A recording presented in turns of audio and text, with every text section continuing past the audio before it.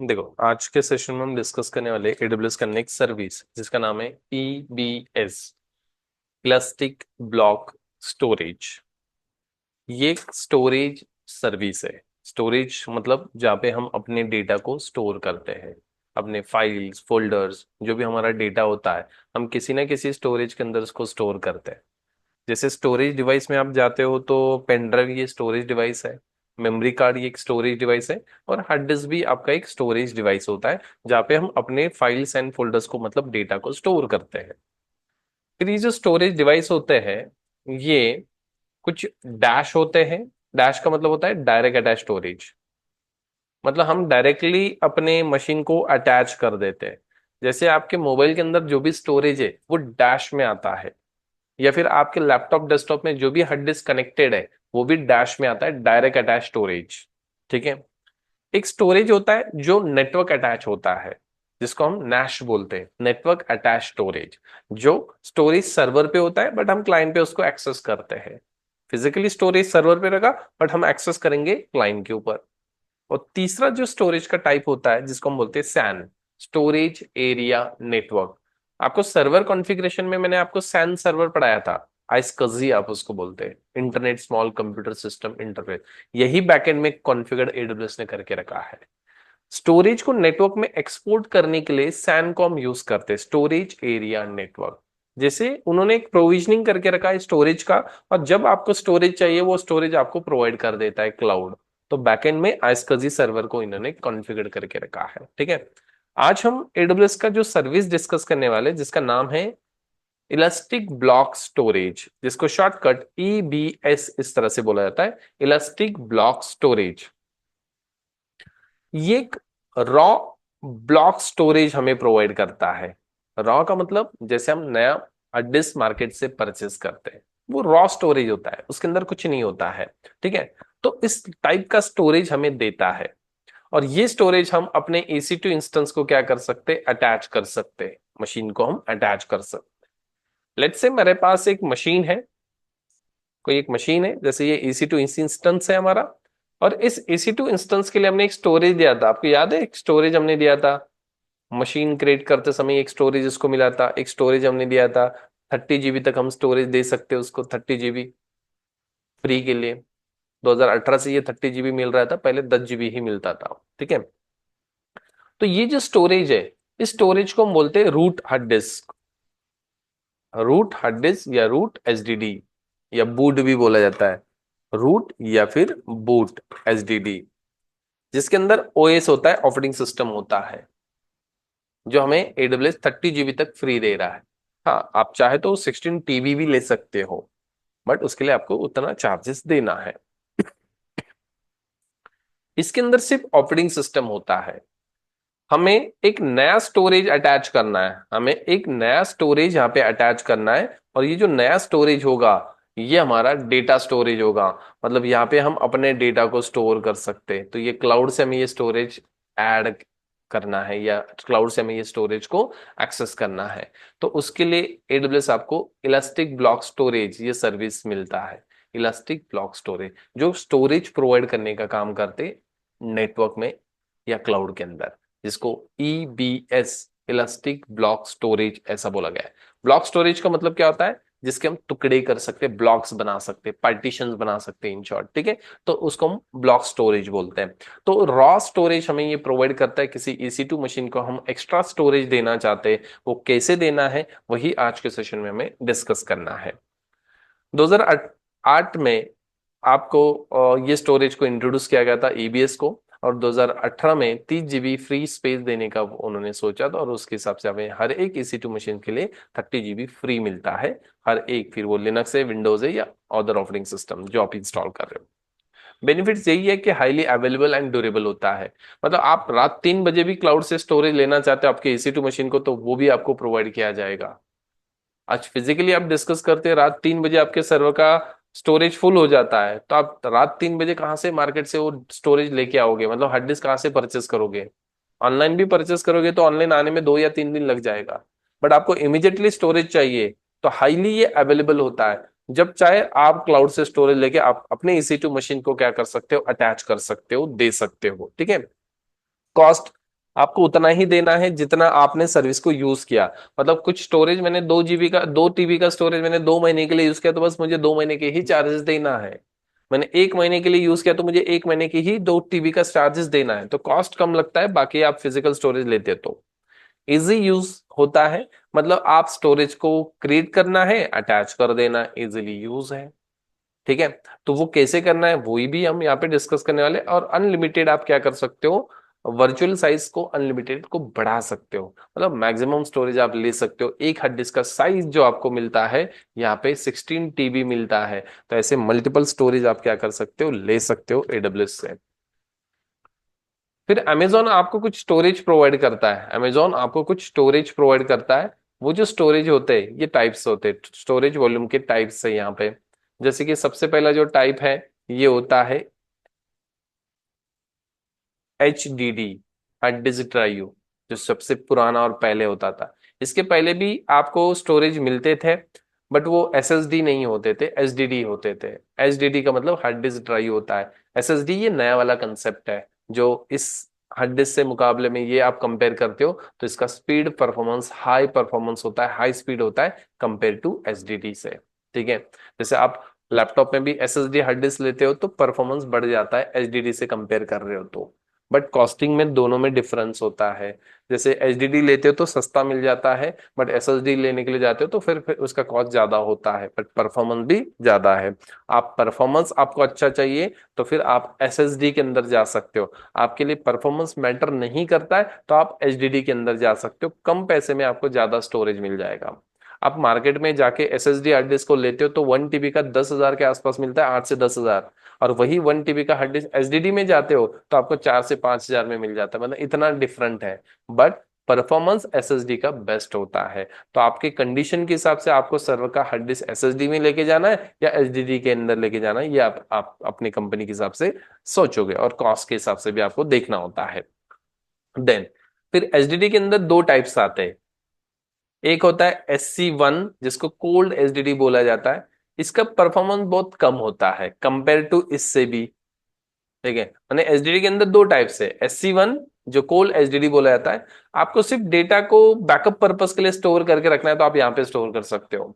मतलब long term के लिए आपको डेटा रखना है तो यहीं पे स्टोर कर दो, कम बजट में आपको ज्यादा स्टोरेज मिल जाएगा, बट परफॉर्मेंस नहीं मिलेगा।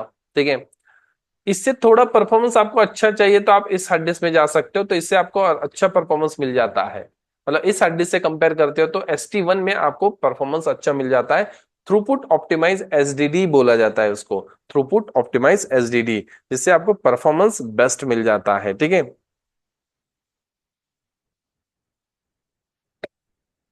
देन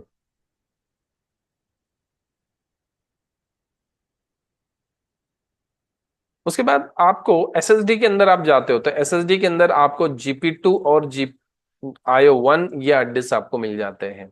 इसमें परफॉर्मेंस आप देखते हो तो इसका सबसे ज्यादा परफॉर्मेंस होता है IO1। IO1 के बाद IO2 भी आ चुका है नेक्स्ट जनरेशन। ठीक है, GP2 और GP2 का GP3 भी आ चुका है, मतलब इससे भी और परफॉर्मेंस मिलेगा। ये परफॉर्मेंस के हिसाब से होता है। जब आप इंटरनेट आप परचेस करते हो तो इंटरनेट परचेस करते हो तो उसका भी परफॉर्मेंस के हिसाब से ही होता है। आपका परफॉर्मेंस कैसा है उसके हिसाब से आपको ये डिफाइन किया जाता है। ठीक है, मतलब आप परफॉर्मेंस हाई लेना चाहते हो तो कॉस्ट भी आपको उतना देना है, आपको परफॉर्मेंस नहीं चाहिए तो कॉस्ट कम बेयर करना है आपको। उसी तरह से आपको हार्ड डिस्क में भी आपको परफॉर्मेंस के हिसाब से ये हार्ड डिस्क के चार्जेस लगते हैं, और उसके हिसाब से आपको कौन सा हार्ड डिस्क लेना है उसके हिसाब से आप यहाँ पे सेट कर सकते हो। तो ये हार्ड डिस्क में आपको टाइप्स मिलते हैं। ST1 ये शॉर्ट नेम है, कोड नेम आप बोल सकते हो। IO1, IO2, GP2, GP general purpose version 2 और 3 ऐसा है, IO1, IO2। ठीक है, तो इस तरह से उसको नाम दिए गए, शॉर्ट नेम्स दिए गए हैं जो AWS ने आपको प्रोवाइड किया है। देन शॉर्ट डिस्क्रिप्शन डिस्कस कर लेते हैं। जैसे कि यहाँ पे हम चेक करते हैं IO2 भी है, जैसे मैंने आपको बताया IO1 के बाद IO2 आया है, फिर GP2 के बाद GP3 भी आ चुका है। ये SSD ST1 है और ये SC1 है जो कोल SDD बोला जाता है। शॉर्ट डिस्क्रिप्शन में आप देखते हो तो हाईएस्ट परफॉर्मेंस और हाईएस्ट ड्यूरेबिलिटी आपको चाहिए तो फिर GP2 हार्ड डिस्क में आप जा सकते हो, जिसमें हाईएस्ट परफॉर्मेंस भी होता है, हाईएस्ट ड्यूरेबिलिटी भी होता है। यहाँ पे हाईएस्ट परफॉर्मेंस है, हाईएस्ट ड्यूरेबिलिटी नहीं है, बट ऐसा नहीं कि यहाँ पे ड्यूरेबिलिटी नहीं है, कंपेयर टू इससे इसका ड्यूरेबिलिटी भी हाईएस्ट होता है इसका वाला, ठीक है ऐसा।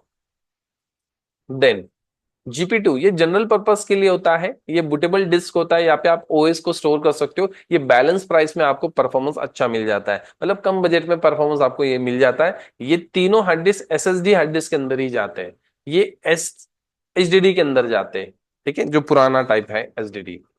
ये लोएस्ट कॉस्ट में आपको ये मिल जाता है। फ्रिक्वेंटली जो डेटा है वो आप यूज करोगे तो वो आपको थोड़ा परफॉर्मेंस इससे देखते हो तो इससे आपको मिल जाता है अच्छा। बट ये जो हार्ड डिस्क होता है ये परफॉर्मेंस इतना आपको नहीं देगा। लेट्स से कि मुझे 10 GB का डेटा यहाँ से डाउनलोड करना है तो कुछ ही मिनट्स के अंदर डाउनलोड हो जाएगा, वही डेटा यहाँ पे भी कुछ मिनट के अंदर ही डाउनलोड हो जाएगा। यहाँ पे थोड़ा सा ज्यादा मिनट्स लग सकता है, हो सकता है यहाँ पे आधा घंटा लग सकता है, हो सकता है यहाँ पे 1 से 2 घंटा लग सकता है, ठीक है, डाउनलोड होने में। वही डेटा आप अलग अलग स्टोरेज से डाउनलोड करते हो तो अलग अलग टाइम लगेगा आपको, बिकॉज इसका परफॉर्मेंस मैटर करता है, परफॉर्मेंस के हिसाब से ये होता है, ठीक है। देन ड्यूरेबिलिटी 99.99% ये ड्यूरेबिलिटी उसको दे रहा है, यहाँ पे 98 है, पॉइंट पॉइंट कम है, और बाकी 99 पे ही सब कुछ है, ठीक है। तो थोड़ा सा ड्यूरेबिलिटी यहाँ पे कम बता रहा है जैसे जैसे आप यहाँ पे जा रहे हो। यूज केस रिलेशनल डेटाबेस के लिए ये दोनों यूज किए जाते हैं। रिलेशनल डेटाबेस जहाँ पे इंटरनेट पे 90% रिलेशनल डेटाबेस को ही यूज किया जाता है। जैसे आप चार्ट जीपीटी को कोई क्वेरी करो, ठीक है, तुरंत आपको वो बता देता है, ठीक है। या फिर जितने भी एआई टूल्स है वो बैकएंड में क्या करते हैं, डेटा को कलेक्ट करते हैं, फिर उसके हिसाब से वो क्या कर रहे हैं, आपको इमेजेस वीडियोस वो जो भी है वो आपको बना के दे रहे हैं। तो वो भी तो कहीं ना कहीं डेटा को एक्सेस करते हैं, या गूगल डेटा एक्सेस कर रहा है बैकएंड में, इसीलिए तो आपको लिंक्स इतने जल्दी आपको दे रहा है। तो यहाँ पे हाई परफॉर्मेंस आपको चाहिए तो उस केस में आप ये स्टोरेज को यूज करते हो, ठीक है, जैसे कि रिलेशनल डेटाबेस जो इंटरनेट में हम यूज करते हैं। ये बूटेबल वॉल्यूम है, लो लेटेंसी आपको मिलता है। ये एप्लीकेशन आपको इंस्टॉल करना है, ओएस को इंस्टॉल करना है तो आप यहाँ पे जा सकते हो। इससे परफॉर्मेंस कम होगा बट SSD हार्ड डिस्क से आपको यहाँ पे मिलेगा। बाकी इन दोनों से परफॉर्मेंस इसका हाईएस्ट होता है, अच्छा होता है। ये बिग डेटा के लिए होता है, मतलब आपको सिर्फ डेटा को स्टोर करके रखना है तो आप यहाँ पे स्टोर कर सकते हो। यहाँ पे आपको कभी कभार डेटा को एक्सेस करना है, आप एज अ बैकअप पर्पस के लिए डेटा स्टोर करना चाहते हो तो आप यहाँ पे स्टोर कर दो, कम बजट में आपको ज्यादा स्टोरेज मिलता है। नेक्स्ट, वॉल्यूम का साइज कम से कम आपको 4 GB से लेना है। IO2 और IO1 ये आपको 1 GB 2 GB नहीं मिलेगा, कम से कम 4 GB लेना है, 16 TB तक जा सकते हो। यहाँ पे आप 1 GB से लेकर 16 TB तक ले सकते हो। 500 GB से आपको लेना है यहाँ पे, ठीक है, मतलब ये आपको 1 GB 2 GB नहीं मिलेगा। SSD के अंदर आपको कम से कम 500 GB से 16 TB तक आपको जाना है, मतलब हर एक हार्ड डिस्क का साइज का, एक हार्ड डिस्क का साइज 16 TB होगा, ठीक है। मैक्सिमम आयोप्स, आयोप्स का मतलब होता है इनपुट आउटपुट ऑपरेशन पर सेकेंड, मतलब आपके हार्ड डिस्क में पर सेकेंड इनपुट एंड आउटपुट, मतलब रीड एंड राइट कितना लेटर्स होगा, कितने लेटर्स आप एक सेकेंड में लिख सकते हो, कितने लेटर्स को एक सेकेंड में रीड कर सकते हो, उसको हम बोलते हैं आयोप्स, इनपुट आउटपुट ऑपरेशन पर सेकेंड। तो ये बोलता है मैं मैक्सिमम 64,000 लेटर को लिख सकता हूँ, रीड कर सकता हूँ एक सेकेंड में, मैक्सिमम, ठीक है। ये भी मैक्सिमम 64,000 तक वो लेटर्स को रीड और राइट कर सकता है। ये 16,000 तक कर सकता है, ये 500 तक कर सकता है, ये 250 तक कर सकता है। जैसे जैसे आप आगे जा रहे हो वैसे वैसे कम हो रहा है, बिकॉज परफॉर्मेंस वहां पे कम मिलता है, ठीक है। तो हार्ड डिस्क का जो स्पीड होता है ये आयोप्स के ऊपर डिपेंड होता है, यानी थ्रूपुट्स के ऊपर डिपेंड होता है कि जितना जल्दी वो फास्ट जाएगा और जितना जल्दी वो लिखेगा, इसके ऊपर हार्ड डिस्क का परफॉर्मेंस मैटर करता है। और ये IO1 IO2 के अंदर हाईएस्ट परफॉर्मेंस होता है एंड हाईएस्ट ड्यूरेबिलिटी भी आपको मिलता है। Next, EBS volume. EBS volume can attach to single EC2 instance only at a time, मतलब आपके पास कोई EC2 मशीन है, दो मशीन है, ठीक है, और आपके पास एक स्टोरेज है, लेट्स से ये हमारा EBS वॉल्यूम है। तो आप एट ए टाइम एक ही मशीन को क्या कर सकते हो, ये स्टोरेज अटैच कर सकते हो, ये नोट लिखा है। आप एट ए टाइम दोनों को अटैच नहीं कर सकते हो। जैसे कि दो लैपटॉप्स है और एक पेन ड्राइव है, आप एक पेन ड्राइव दोनों लैपटॉप पे एट ए टाइम अटैच नहीं कर सकते हो। एक लैपटॉप को पेन ड्राइव अटैच किया तो दूसरे लैपटॉप को आप अटैच नहीं कर सकते हो। यही रूल है कि EC2 मशीन्स के लिए आप एक EBS volume at A time एक ही सिंगल मशीन के लिए या EC2 को अटैच कर सकते हो, मल्टीपल के लिए नहीं। Both EBS and EC2 instance must be in a same ability zone. आपका EBS hard disk and EC2 instance जो मशीन एक ही एबिलिटी जोन में होना चाहिए। कल मैंने आपको रूट की लॉस का प्रैक्टिकल बताया था, तब भी मैंने आपको एक रूल बताया था, EC2 मशीन्स दोनों सेम एबिलिटी जोन में होनी चाहिए। तो ये आप क्या कर सकते हो, वो की लॉस का प्रैक्टिकल परफॉर्म कर सकते हो। क्यों पता है? बिकॉज ये रूल है कि आपका EC2 मशीन जिस एबिलिटी जोन में है, हार्ड डिस्क भी उसी एबिलिटी जोन का होना चाहिए, मतलब उसी डेटा सेंटर का होना चाहिए। ये एक डेटा सेंटर के अंदर आपका EBS भी है और हार्ड डिस्क भी है। ऐसा नहीं होगा कि किसी दूसरे डेटा सेंटर का हार्ड डिस्क आप किसी दूसरे डेटा सेंटर के EC2 मशीन को अटैच नहीं कर सकते हो। यहाँ पे डेटा सेंटर में समझने के लिए बोल रहा हूँ, इसको एजी बोला जाता है, एलईडी जोन। तो सेम एलईडी जोन में आपके दोनों होने चाहिए, तो ही ये पॉसिबल है। एक अकाउंट में 5,000 ईबीएस वॉल्यूम क्रिएट कर सकते हो। 5,000 ईबीएस वॉल्यूम मतलब 5,000 हार्ड डिस्क आप क्रिएट कर सकते हो एक अकाउंट में, अप टू जो आपने अकाउंट बनाया। ईबीएस वॉल्यूम ये एजी स्पेसिफिक सर्विस है, मतलब एलईडी जोन के अंदर ये क्रिएट किया हुआ सर्विस है। कुछ सर्विसेज होते ग्लोबल होते हैं, जैसे आपका बिलिंग होता है, ये ग्लोबल है। क्लाउड वॉच है, ये ग्लोबल है। राउट 53 ये ग्लोबल है। यूजर्स ग्रुप क्रिएट करना ये ग्लोबल सर्विस में आता है। कुछ सर्विसेज रीजनल काम करते हैं, जैसे EC2 रीजन पे काम करता है। और ईबीएस जो है ये एजी स्पेसिफिक है, मतलब एलईडी जोन स्पेसिफिक है। ठीक है। स्नैपशॉट, स्नैपशॉट का मतलब क्या होता है? पर्टिकुलर टाइम पे लिया हुआ एक कॉपी होता है, इमेज कॉपी होता है, पर्टिकुलर टाइम पे लिया हुआ बैकअप। जैसे हम VMware के अंदर मैंने आपको बताया था मशीन के स्नैपशॉट निकालना, मतलब आपने पर्टिकुलर डेट एंड टाइम पे उसका इमेज कॉपी निकाल के रखा है। आगे कोई भी प्रॉब्लम आता है तो आप क्या कर सकते हो, उस डेट पे जो आपने स्नैपशॉट लिया था वहां से आप फिर से रिवर्ट कर सकते हो। ठीक है। तो ये एज अ बैकअप होता है। तो आप स्नैपशॉट जो है, ये जो 5,000 हार्ड डिस्क के स्नैपशॉट्स आप निकाल सकते हो, 10,000 स्नैपशॉट्स आप निकाल सकते हो। 5,000 के स्नैपशॉट्स आप 10,000 निकाल सकते हो हार्ड डिस्क के। इनकेस आपका हार्ड डिस्क करप्ट हो गया, डिलीट हो गया किसी ने एक्सीडेंटली, या डेटा लॉस हो गया, तो स्नैपशॉट आपने लिया होगा उस हार्ड डिस्क का, तो उसके अंदर जितना भी डेटा होगा उसका बैकअप होता है। तो ये बैकअप पर्पज के लिए होगा। ये जो स्नैपशॉट होता है ये रीजन स्पेसिफिक है, मतलब ये स्नैपशॉट आपके रीजन्स के अंदर स्टोर होगा। और ये स्टोर कहाँ पे होगा? S3 के अंदर होगा। S3 का मतलब होता है सिंपल स्टोरेज सर्विस, जिसके AWS ने अपना एक S3 स्टोरेज बना के रखा है, जहां पे अपने स्नैपशॉट्स स्टोर्स होते हैं। इनकेस हमसे कुछ डिलीट हो जाता है तो वहां से उसको रिस्टोर कर सके, इसीलिए। ठीक है। तो स्नैपशॉट के चार्जेस लगते हैं, बिकॉज हम AWS का स्टोरेज यूज कर रहे हैं अपने स्नैपशॉट को स्टोर करने के लिए। ठीक है। लास्ट सेशन में भी मैंने आपको इमेज क्रिएट करके बताया था, उसका भी एक स्नैपशॉट बनाता था, और मैंने तब भी बताया था स्नैपशॉट के चार्जेस लगते हैं। क्यों? बिकॉज हम क्लाउड का स्टोरेज यूज कर रहे हैं उसके लिए। जैसे 2 GB का स्नैपशॉट बना था हमारा उस इमेज का, तो उसी तरह से यहाँ पे जितना भी स्टोर होगा वो S3 बकेट के अंदर हो स्टोर होगा, तो फिर S3 बकेट के जो भी चार्जेस लगते हैं तो वो हमें पे करने होते हैं। EBS वॉल्यूम, इसके भी चार्जेस होते हैं। 10,000 स्नैपशॉट्स आप निकाल सकते हो, स्नैपशॉट के भी चार्जेस होते हैं, EBS वॉल्यूम के भी चार्जेस होते हैं। इसीलिए प्रैक्टिस के लिए हम जो भी साइज लेने वाले, प्रैक्टिस के लिए कुछ साइज लेने वाले, ज्यादा साइज वाला नहीं, जस्ट 10 GB 20 GB के आसपास ही हम प्रैक्टिस करेंगे। ये फ्री सर्विस नहीं है, इसके चार्जेस हमें लगते हैं। ये घंटे के हिसाब से चार्जेस लेता है, आपने कितने घंटे तक कितना स्टोरेज यूज किया उसके हिसाब से ये चार्जेस होते हैं। डेमोस्ट्रेशन में हम यही परफॉर्म करने वाले, किसी EC2 मशीन को एक्स्ट्रा स्टोरेज कैसे अटैच करना है, हार्ड डिस्क कैसे कनेक्ट करना है, जिस तरह से मैंने आपको VMware के अंदर हार्ड डिस्क कैसे कनेक्ट करना है वो बताया था, वही प्रैक्टिकल हम क्लाउड के अंदर परफॉर्म करने वाले हैं। तो क्रिएट एंड अटैच कैसे किया जाता है EBS वॉल्यूम को किसी EC2 मशीन के लिए, और स्नैपशॉट कैसे निकालना है और स्नैपशॉट को कैसे यूज करना है, ये हमारे 2 प्रैक्टिकल्स हमारे होने वाले आज के सेशन में। ठीक है। तो सबसे पहले हमें अपने AWS अकाउंट को लॉग इन कर लेना है, मैंने पहले से ही लॉग इन करके रखा है। यहाँ पे आपको एक EC2 मशीन क्रिएट करना है। EC2 मशीन, नॉर्मल मशीन हम क्रिएट करते हैं इंस्टेंस के अंदर।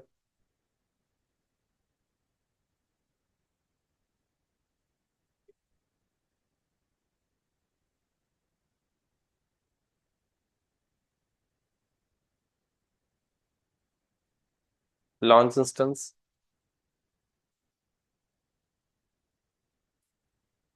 नेम जो भी देना है दे सकते हो, मैंने लिनक्स सर्वर नाम दे दिया। Amazon Linux. सिलेक्ट करना है OS, Amazon Linux 2।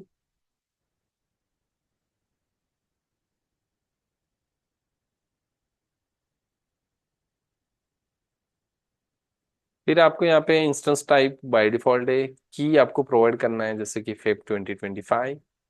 Network setting में आपको एडिट कर लेना है। अवेलेबिलिटी जोन 1A के अंदर मैं इस इंस्टेंस को क्रिएट कर रहा हूँ।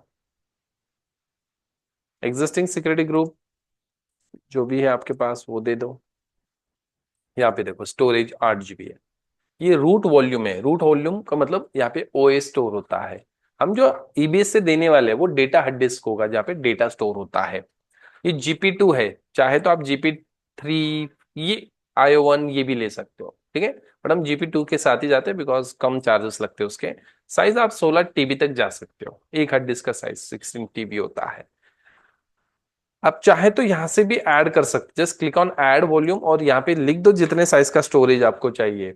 GP2 चाहिए या फिर HDD कोल HDD चाहिए या फिर वो HDD के अंदर जाना है, SSD के अंदर जाना है, तो ये SSD है और ये HDD के अंदर, ये तीन टाइप्स होते हैं।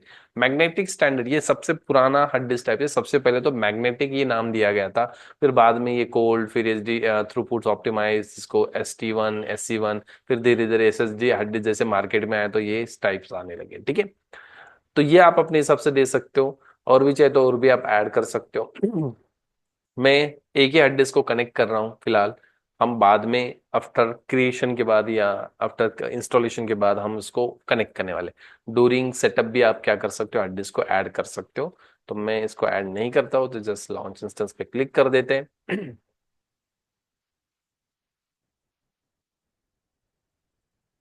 व्यू ऑल इंस्टेंस के ऊपर क्लिक करते हैं। तो यहाँ पे हमने एक हार्ड डिस्क ऐड किया। स्टोरेज में आप जाते हो इसको सेलेक्ट करके, तो यहाँ पे हमने एक हार्ड डिस्क कनेक्ट किया जिसका साइज कितना है, 8 GB है। एक ही डिस्क है यहाँ पे, ठीक है। और वो भी रूट हार्ड डिस्क है, मतलब इसके अंदर ओएस रहेगा। हमें तो एक्स्ट्रा हार्ड डिस्क क्या करना है, इस मशीन को अटैच करना है, ठीक है। तो जब तक ये लॉन्च होता है, 2x2 का स्टेटस पास होता है, तब तक हम एक नया हार्ड डिस्क क्रिएट कर लेते हैं, जो आज का हमारा मेन प्रैक्टिकल है। ईबीएस वॉल्यूम को कैसे क्रिएट, अटैच, डिलीट कैसे करना है वो हम डिस्कस करने वाले हैं। इसी के अंदर आपको वॉल्यूम्स के अंदर जाना है, go to volumes.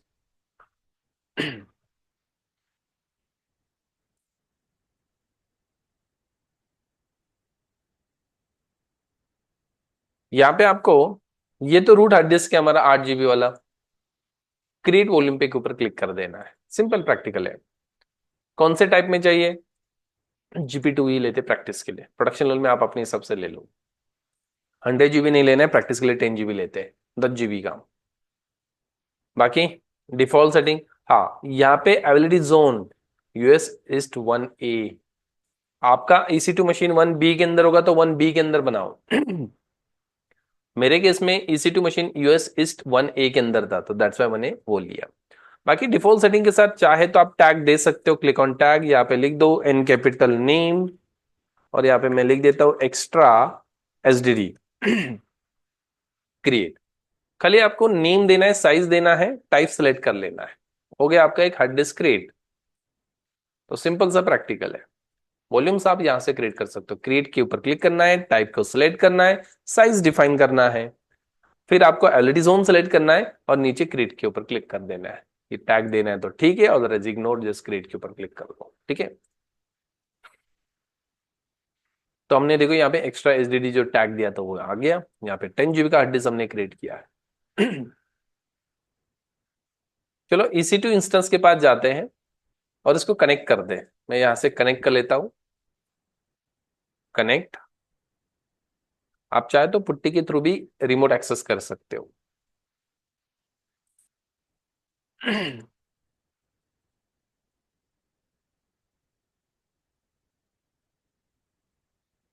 sudo -i switch the user. LSBL की कमांड सबको पता है, हार्ड डिस्क देखने के लिए, पार्टीशन देखने के लिए। तो यहाँ पे देखो ये 8 GB का हार्ड डिस्क है जिसके अंदर स्लैश ही पार्टीशन है, और स्लैश पार्टीशन को 8 GB दे चुके हैं। मतलब फुल यूज कर लिया। अभी इसके पास साइज ही नहीं है, हमें डेटा स्टोर करना है। ये तो रूट हार्ड डिस्क है, यहाँ पे सिर्फ ओएस रहेगा। हमें एक नया हार्ड डिस्क कनेक्ट करना है। तो चलो हम आते हैं टैब के अंदर, वॉल्यूम्स के अंदर जाते हैं, जो हमने हार्ड डिस्क क्रिएट किया उसको सेलेक्ट करते हैं, यहाँ पे क्लिक करो, एक्शन पे जाओ, यहाँ पे अटैच करो। किसको अटैच करना है? जो यहाँ पे इंस्टेंस का लिस्ट आएगा उसमें। यहाँ पे आपका लिस्ट नहीं आ रहा है तो समझ जाओ कि आपने अलग अलग एलईडी जोन में EC2 मशीन और आपका स्टोरेज होगा। ये लिस्ट तभी आता है जब सेम एलईडी जोन में होगा। तो ये हमारा इंस्टेंस है। डिवाइस नेम क्या है? SDB हम ले लेते हैं प्रैक्टिस के लिए। अटैच।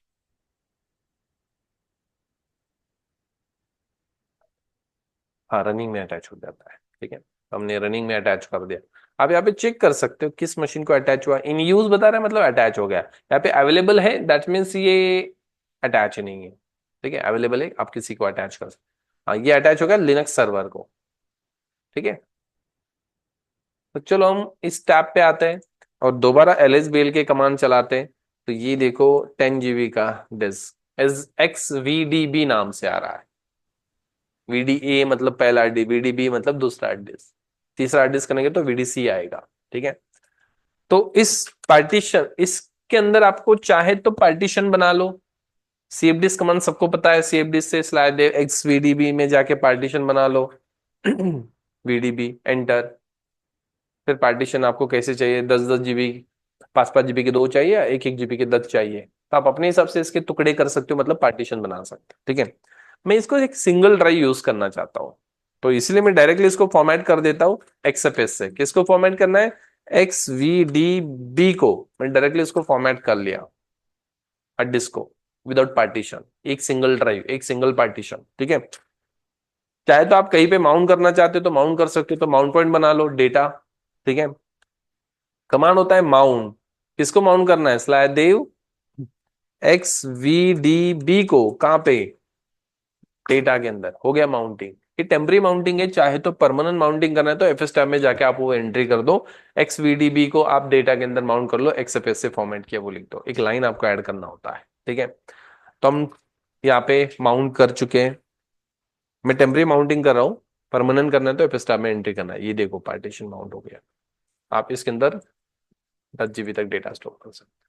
इस EC2 मशीन को हमने एक स्टोरेज बनाया और उस स्टोरेज को अटैच किया। फिर आप यहाँ पे जाके CD/डेटा के अंदर जाके आप अपने हिसाब से फाइल्स बना सकते हो। तो मैं कुछ फाइल बना लेता हूँ। 100 फाइल्स मैंने TXT फाइल्स बना लिए। ये देखो उसके अंदर कुछ फोल्डर बना लेते, dir1 ऐसे 50 फोल्डर्स हम बना लेते हैं। ये देखो, ओ अच्छी बनी, 50 कर लेते हैं। 5 से शुरुआत करते हैं। ठीक है, और ये 5 एग्जिस्ट हैं, तो ये देखो इतने सारे कुछ हमने फाइल फोल्डर्स बना लिए। इंश्योर डेटा स्टोर करना है, 10 GB तक डेटा स्टोर कर सकते हो आप। ठीक है, ऐसा।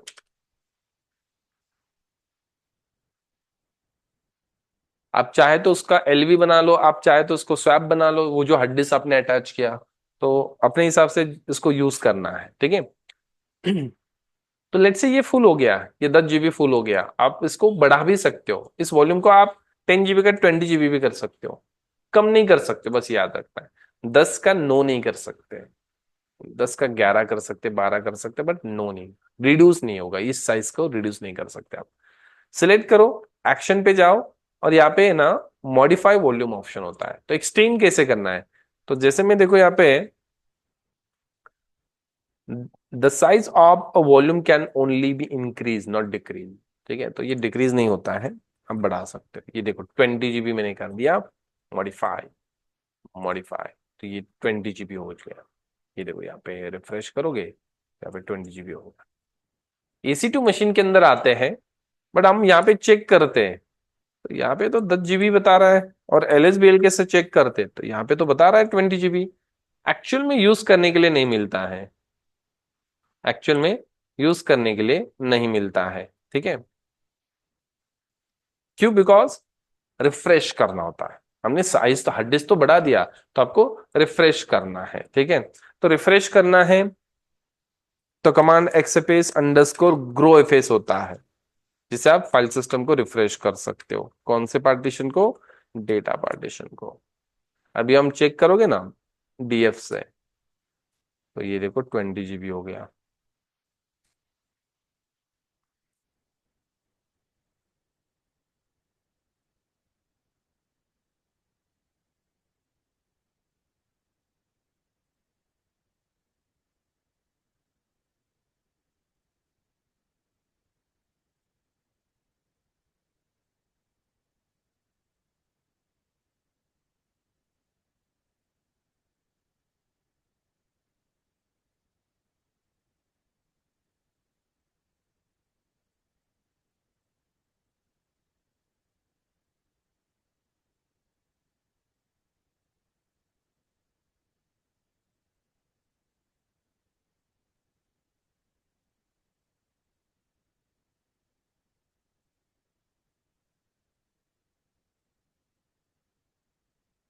Then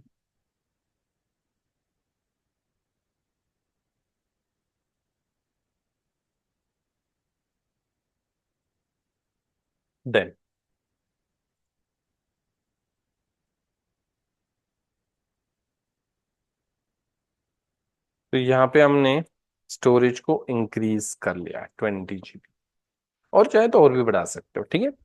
XFS underscore grow face command जो होता है, जिसे एक्सएफएस फाइल सिस्टम से जितने भी पार्टीशन फॉर्मेट किए हैं उसको साइज को आप बढ़ाते हो तो उसको अपडेट करने के लिए होता है, ठीक है। नहीं नहीं, फॉर्मेट नहीं करना पड़ेगा, ठीक है। तो ये इस तरह से आप मल्टीपल स्टोरेज बना बना के अटैच कर सकते हो, ठीक है।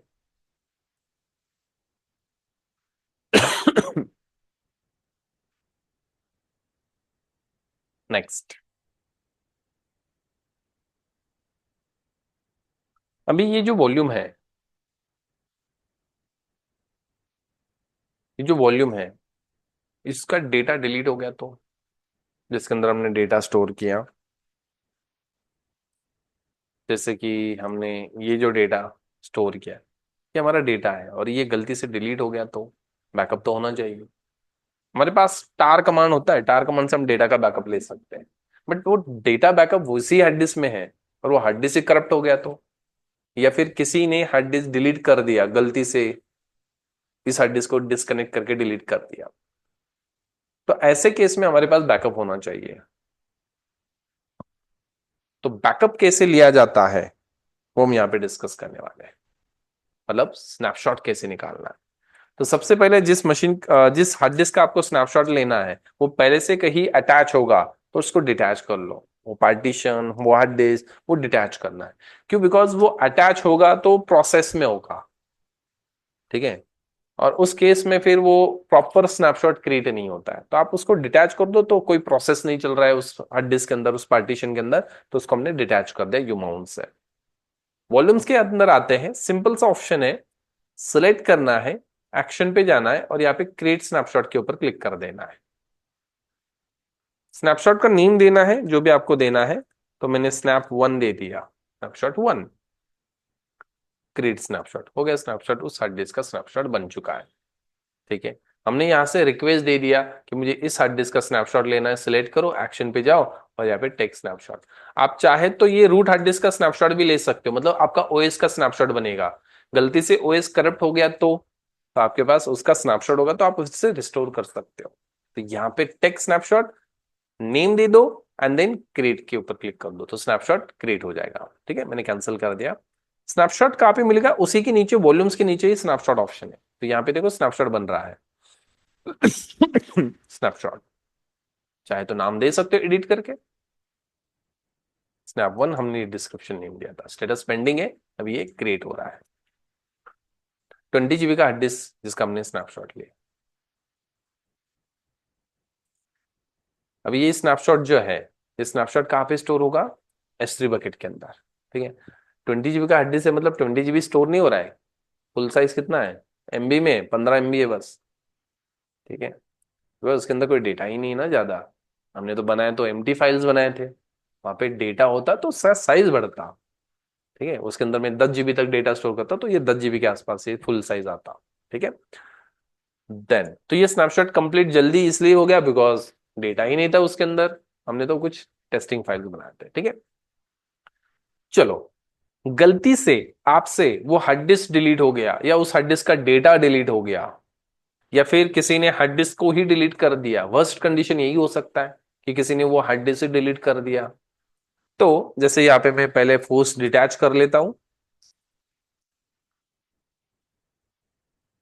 और गलती से आपका ये हार्ड डिस्क डिलीट हो गया, ये डिलीट हो गया मतलब इसके अंदर वाला जो भी डेटा है वो भी तो डिलीट हो गया, ऐसा, ठीक है।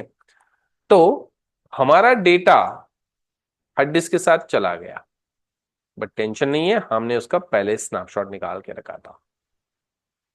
तो इस स्नैपशॉट को कैसे रिवर्ट करना है तो उसको हम डिस्कस करते, पहले मैंने स्नैपशॉट लेके लिखा था, अभी अब उसको रिस्टोर करते स्नैपशॉट को। तो सिलेक्ट करो, एक्शन पे जाओ और यहाँ पे क्रिएट वॉल्यूम फ्रॉम स्नैपशॉट ये ऑप्शन है, क्रिएट साइज 20 GB, चाहे तो आप साइज को बढ़ा सकते हो, मतलब स्नैपशॉट रिस्टोर करते समय हार्ड डिस्क का साइज बढ़ा सकते हो, हम उतना ही लेते हैं। GP2 लेते हैं यहाँ पे, उसने GP3 ले लिया था, हमें GP2 में जाना है। बाकी कुछ सेटिंग नहीं करना है, क्रिएट के ऊपर क्लिक कर दे, मतलब हमने स्नैपशॉट से हार्ड डिस्क में कन्वर्ट कर दिया उसको। यहाँ पे ऑप्शन मिलता है, स्नैपशॉट से आप हार्ड डिस्क बना सकते हो। ये देखो, create volume from snapshot, snapshot से हम वॉल्यूम क्रिएट कर रहे हैं, मतलब हार्ड डिस्क क्रिएट कर रहे हैं। आप यहाँ पे आओगे तो ये देखो, ये बन गया 20 GB का हार्ड डिस्क, और यहाँ पे रिफ्रेश करोगे तो ये आपको भी बताएगा अवेलेबल। तो चलो हम इसको सिलेक्ट करके उस मशीन को अटैच कर देते हैं। अटैच अटैच डिटैच आप यहां से कर सकते हो, किसी मशीन को अटैच करना है, डिटैच करना है, कौन सा मशीन को, तो ये लिनक्स मशीन को। क्या नेम, XVDB नाम, ठीक है, अटैच। कर लिया हमने अटैच। अभी मैं चेक करता हूँ LSBLK से, तो ये 20 GB का हार्ड डिस्क मिल गया। इसको माउंट करते, माउंट/देव XVDB को कहाँ पे, डेटा के अंदर, डेटा, डेटा के अंदर माउंट कर दिया। अभी हम डेटा के अंदर जाते तो वही डेटा आ गया फिर से, जो हमारा डेटा उस हार्ड डिस्क के साथ चला गया था। तो इस तरह से आप डेटा को रिकवर कर सकते हो, ठीक है। तो ये स्नैपशॉट और स्नैपशॉट का डेटा कैसे रिकवर करना है उसको हमने डिस्कस किया।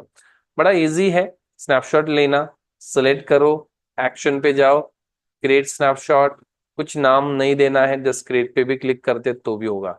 यहाँ पे डिस्क्रिप्शन में देना है दे दो, ठीक है, नेम और क्रिएट स्नैपशॉट पे क्लिक कर दो, ठीक है।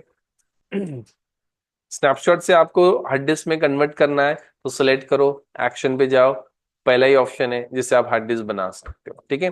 फिर हार्ड डिस्क बनने के बाद, मतलब वॉल्यूम क्रिएट होने के बाद, फिर आपको जिस मशीन को अटैच करना है उस मशीन पे अटैच कर दो, डायरेक्ट माउंट कमांड चला दो, किसी फोल्डर में माउंट कर दो, डेटा एक्सेस हो जाएगा आपका, ठीक है। इसको हम अभी अनमाउंट कर देते, डिटैच कर देते, डिलीट कर देना। ये जो हमने हार्ड डिस्क क्रिएट किया उसको सिलेक्ट करके एक्शन पे जाके सबसे पहले तो डिटैच करो, नॉर्मल नहीं हो रहा है तो फोर्स डिटैच कर लो, डिटैच, फोर्सली डिटैच करेगा, मतलब उस मशीन से हमने उसको डिटैच किया। तो हमने किसी मशीन को हार्ड डिस्क कैसे अटैच करना है, कैसे डिटैच करना है वो देखा, ठीक है। देन इसको सिलेक्ट करके डिलीट कर दो, डिलीट बोल लो, डिलीट। ये हो गया डिलीट, ठीक है। और ये जो EC2 मशीन है इसको भी सिलेक्ट करके टर्मिनेट कर दो, मतलब डिलीट कर दो। मतलब आज का जो भी प्रैक्टिकल हमने परफॉर्म किया वो हम डिलीट कर रहे हैं, ठीक है। हार्ड डिस्क को डिलीट किया, EC2 मशीन को डिलीट किया। ध्यान से आपको स्नैपशॉट को डिलीट करना है, इसके चार्जेस लगेंगे, ठीक है। तो स्नैपशॉट पे जाके स्नैपशॉट को भी डिलीट कर दो, डिलीट। डैशबोर्ड में आते हो, रिफ्रेश करते हो,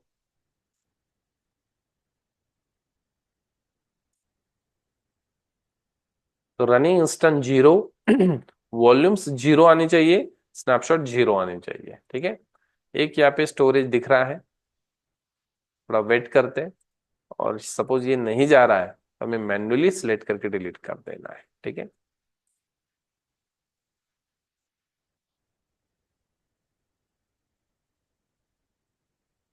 तो snapshot zero, running instance zero होने चाहिए, और वॉल्यूम भी जीरो होने चाहिए, ठीक है। आज के प्रैक्टिकल में हमने ये सारा परफॉर्म किया।